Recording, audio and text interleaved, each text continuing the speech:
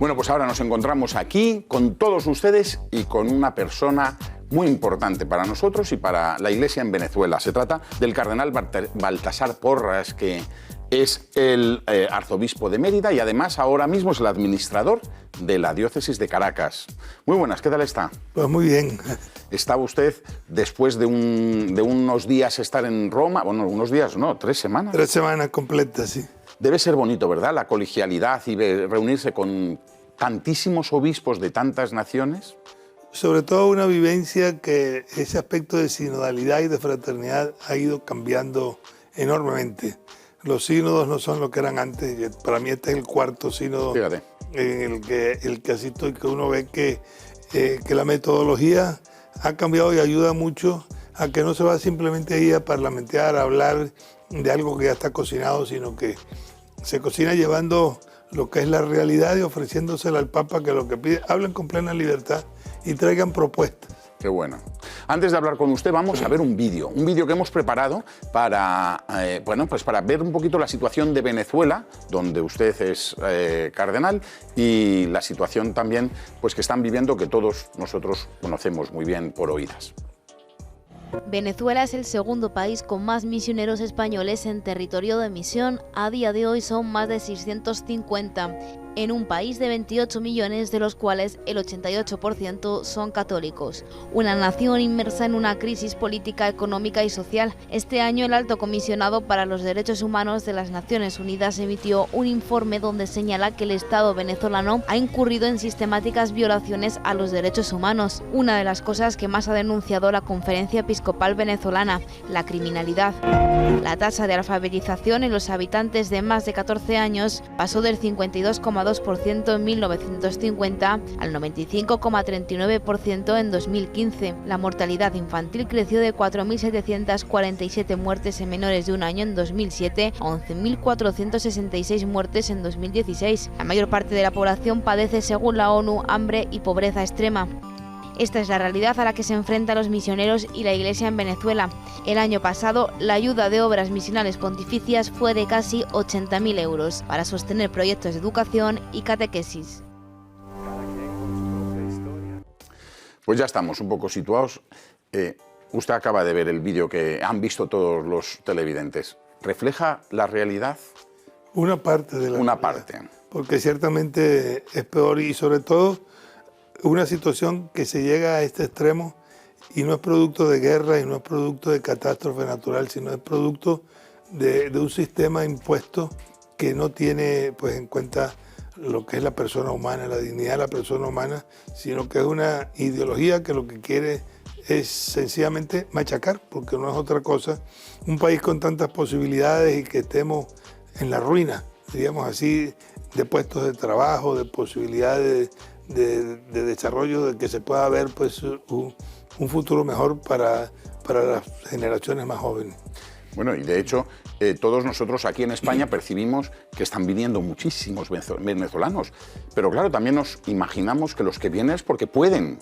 Los que se quedan allí es que no pueden ni moverse, con lo cual quizá con lo que se está quedando en Venezuela es con la gente que menos tiene.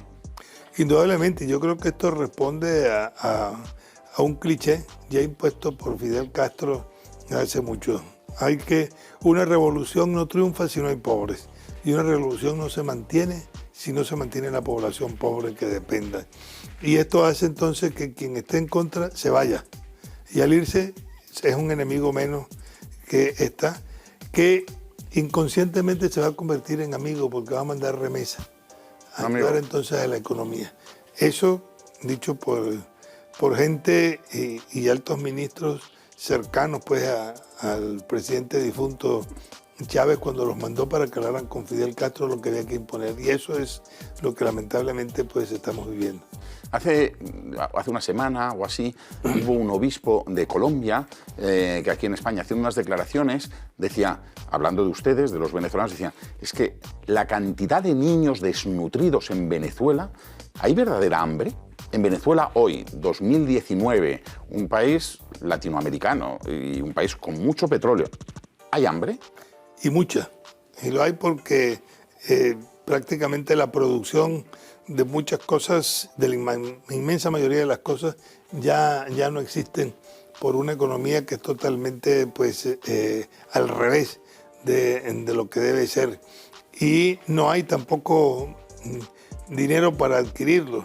Y cuando hay las cosas, los costos que tienen son pues, elevadísimos, que es lo que hace que la gente pues, busque cómo salir. No solo sale quien tiene posibilidades, hay gente que sale con lo que tiene, con lo puesto, sí, nada más buscando la posibilidad de un trabajo y de una vida mejor. Bueno, y eso crea también un ambiente de pillería y de robo, porque claro, el que tiene hambre quiere comer. E indudablemente genera también de parte de gente sin entrañas, diríamos así, todo lo que es la trata de personas, el comercio de órganos, la explotación laboral. En fin, yo creo que hay que tomar pues, muy en cuenta todas estas cosas y también agradecer indudablemente con todas las deficiencias que se puedan tener lo que es la acogida. En el caso de Colombia, 1,5 millones de venezolanos en cuestión de muy poco tiempo. ¿Y qué es lo que queda pues, en el país? Lo que quedan, como decimos, quedamos huérfanos claro, de afecto. Porque se nos van los familiares, claro, porque se van los hijos, porque se van los nietos, porque se van los amigos y porque se va la gente preparada y que ha costado pues tanto con lo que esto supone y genera. ¿Y la Iglesia? ¿Cuál es la función de la Iglesia en un ambiente como ese? ¿Cuál es el papel que ustedes tienen? Mira, en primer lugar es la institución más creíble. ¿Por qué? Porque está cercana a la gente. Y es la que da pues esperanza porque se está compartiendo pues con la gente y haciendo ver que no solo las ayudas que se pueden conseguir, la ayuda humanitaria o demás, con todas las trabas que se ponen. Yo soy presidente de Cáritas Venezuela y hay que ver pues las dificultades que tenemos en este orden de cosas. Está extendida pues en todo el país gracias al desarrollo que ha habido de Cáritas, con ayuda precisamente, diríamos ayuda logística desde hace años, de Cáritas Española y de Cáritas Ecuador, que han sido las dos Cáritas que nos ha permitido a nosotros evolucionar y crecer en esa cercanía pues con la gente. Y por eso la gente recurre pues a todas las instituciones pues de iglesia, haciendo pues lo que podemos y estando allí. Yo creo que una de las cosas que hay que ver y de cara a la presencia misionera es como los misioneros que están allá no quieren irse y que algunos que han venido, por ejemplo aquí a España, que los traen ya por muy mayores, sí, sí, porque tienen entonces enfermedades o tratamientos que requieren continuidad y no se puede dar, vienen con el corazón destrozado. Dolor. Con dolor porque lo que quisieran es poder estar allá y que si hubiera oportunidad volverían, así tenga 80 años o más. Eso realmente hay unos testimonios muy bellos y hermosos. Voy a permitirme el lujo de contar una anécdota de una monja navarra con la que estuve este verano y 93 años, llevaba, pues no sé, 70 en Venezuela. Y decía, cuando cumplí los 90 decidí que ya no daba clases, a los 90. Y dice, entonces ahora me tienen en una residencia de mayores y yo salgo y me entretengo con la gente y yo digo, si Dios nos da tanto tiempo para estar con Él, ¿cómo no voy a dar tiempo para estar con la gente? ¿Qué es el tiempo de Dios? Los misioneros, se les nota la presencia de los misioneros. Hemos visto en el vídeo que es el segundo lugar del mundo donde más misioneros españoles hay, Venezuela. ¿Se nota esa presencia de los misioneros? Indudablemente que sí, y hay que ver lo que ha significado en la segunda mitad del siglo XX para acá, la avalancha, podríamos decir así, de misioneros y misioneras, sacerdotes, religiosas, laicos también, que no solamente han aportado lo propio, sino que han generado y han dinamizado pues, la vida de la iglesia en Venezuela y tenemos que estar en eso pues realmente sumamente agradecidos. Qué bueno. Una recomendación. No, a ver qué me dice, porque estamos recibiendo muchos venezolanos en España que vienen de allí con muchísima tristeza por la situación en la que viven, la gente que ellos quieren y que se queda allí. ¿Qué podemos hacer en España por esta gente que viene? ¿Qué debemos hacer para acogerles y para que se sientan ellos también pues, parte de nuestra iglesia española? Mira, yo creo que en primer lugar, me atrevo a decir así que es como una obligación, digamos, de la iglesia española, de los cristianos españoles, dar a conocer y ser sensibles de una realidad que es difícil entender. cómo Venezuela, que ha tenido siempre la fama de un país rico, está en esta situación. Hay que darla a conocer. Es difícil entenderla para los que estamos allá, pues lógicamente también para los que están fuera. Después, la acogida, como decía hace un momento, hay que agradecer porque es mucho lo que aquí se hace con quienes vienen. Estamos nosotros en una campaña con mucha gente, no salga así sin más, porque el desespero lleva a cualquier cosa y hay mucha explotación, lamentablemente, la explotación del pobre por el pobre, y aquí en España pues también se da, no solo de venezolanos, sino también pues de otra gente. Hay que ser sensible a esto, y yo creo que el acompañamiento es de las cosas más bellas que uno oye, el que sea acogido, porque si uno no tiene una acogida espiritual, afectiva, la ternura, como nos habla pues el Papa del sentido de la misericordia y samaritana, pues lo otro no es que venga por añadidura, pero lo otro es lo que le permite a uno actuar, pues tener alas para volar y no sencillamente tener el dolor de un desarraigo, que no es como cuando uno va de turista o cuando uno decide por propia voluntad irse. Aquí no hay, lo que hay aquí es que me tengo que ir. Es una huida de la situación. Es una huida de esa situación, y que, bueno, gracias, como digo, a lo que es esta sociedad española a diversos niveles por la acogida a muchísimos venezolanos e hispano-venezolanos, porque hay que ver la cantidad de gallegos, de andaluces, de canarios, pues, de todos que fueron después de la guerra. Pues, a veces a nosotros nos cuesta distinguir entre el acento canario y el de venezolano. Sí. Así es. Es así. Le he pedido un consejo, ahora le voy a poner un aprieto. ¿Y esto tiene solución? Indudablemente que sí, porque, como dice pues el Papa Francisco, con cara de velorio, con cara de cementerio, ya estamos derrotados. Hay un mal que ha sido producto no solamente de una dirigencia, también de una sociedad que a veces con una falta de conciencia cívica, llamémoslo así, piensa que puede venir un Mesías a solucionar las cosas. Y hemos visto que los Mesías que hemos tenido pues han sido unos nerones, pues, porque sencillamente lo que han acabado con lo poco bueno pues que teníamos. Y el trabajar en la formación de esa conciencia, en la participación, hay que ver lo que es de la gente más humilde y sencilla cuando se toma conciencia de esto, y se toma conciencia de que todos tenemos que crecer samaritanamente, porque no es la necesidad del otro, sino que también en cualquier momento uno la puede necesitar. De salud física, de salud mental, de salud económica, en fin, de todo. La salud de tener derechos, de tener libertad, de tener información. Y hay cosas que solo cuando se pierden es cuando se valora lo que significan. Vamos a tener que cambiar de tema, porque usted, ya lo hemos dicho al principio, viene del sínodo de la Amazonía. ¿Venezuela qué tiene que ver con la Amazonía? Piense que nosotros no tenemos ni idea. Sabemos, hemos oído que hay 9 países implicados, pero yo no sé por qué. Venezuela también. Sí, pues todo lo que, casi media Venezuela. Casi media Venezuela. Es amazónica. Todo lo que está debajo del río Orinoco, y son casi 400.000 kilómetros cuadrados, lo que forman parte, en parte sabana y en su inmensa mayoría pues selva, con los inmensos recursos pues que ahí están, no solo los hídricos, el agua, sino también con el oro, los diamantes, lo que hoy en día que llaman que es digamos, la nueva gran riqueza, que es el coltan, sí, con el que se hacen pues todas estas tecnologías, sí, pues, lo más moderno. Lo más moderno pues que hay, y que son explotadas de manera pues, sin misericordia. ¿Quién ha estado más presente en toda esa zona venezolana? Los misioneros capuchinos, los misioneros salesianos, la mayor parte de ellos españoles e italianos, y también de otras nacionalidades que allí han estado acompañando a las etnias.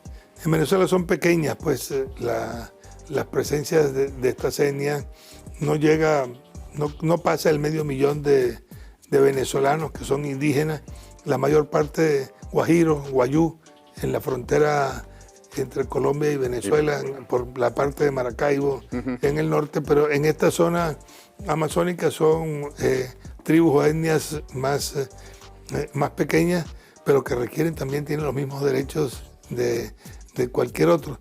Venezuela solo tiene el 6% de toda la Amazonía mundial, que son 9 millones de kilómetros cuadrados. Fíjate, es una barbaridad. Una barbaridad. Es una barbaridad. El pensar lo que significa el territorio en esas inmensidades. El otro día, en una charla que estuve sobre el sínodo, nos comentó de un indio, de un indígena que se levantó y dijo una frase, algo así como, a ver si lo recuerdo, dice, en la Amazonía tenemos mucho oro, pero poco evangelio, o algo así. Es decir, tenemos la mala suerte de tener mucho oro y no tener mucho evangelio, o no estar muy cerca. Tenemos muy cerca al oro, perdón, eso algo así era. Tenemos muy cerca al oro y muy poco cerca la palabra de Dios.